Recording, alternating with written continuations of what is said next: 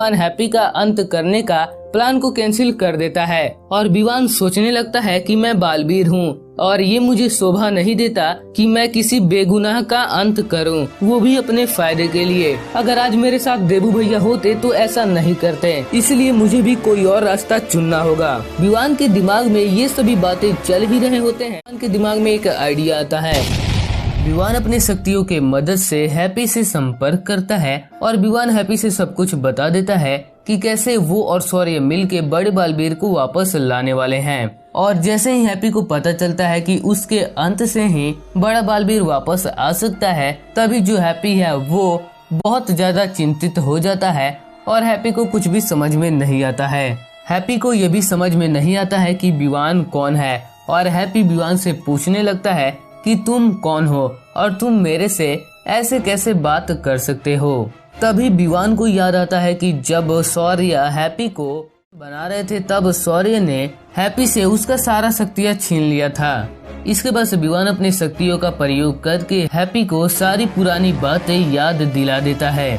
इसके बाद विवान हैप्पी से बोलता है कि मेरे पास एक योजना है जिसके वजह से तुम्हारा अंत भी नहीं होगा और देबू भैया वापस भी आ जाएंगे। इसके बाद से विवान हैप्पी से बोलता है कि मैं दोबारा तुमसे संपर्क करूंगा, तब तक तुम इंतजार करो।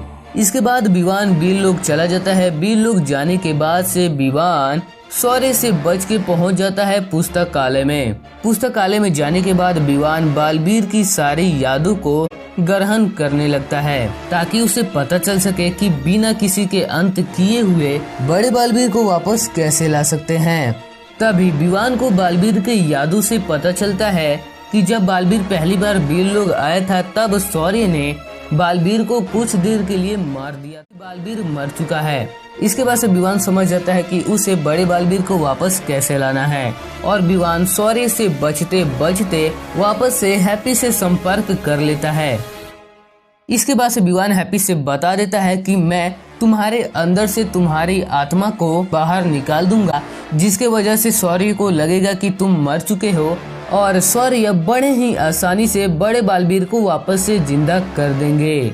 इसके बाद से विवान अपनी शक्तियों का प्रयोग करता है और हैप्पी के अंदर से हैप्पी का आत्मा को बाहर निकाल देता है। दूसरी तरफ काल अपनी शक्तियों के मदद से ये सब कुछ देख रहा होता है और ये सब देख के काल अंदर ही अंदर बहुत ज्यादा खुश हो जाता है। तभी मौका काल से पूछता है कि आप इतना ज्यादा खुश क्यों हैं?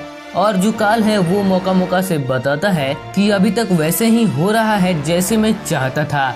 अब आगे देखो क्या होता है और मैं कैसे इन वीर लोग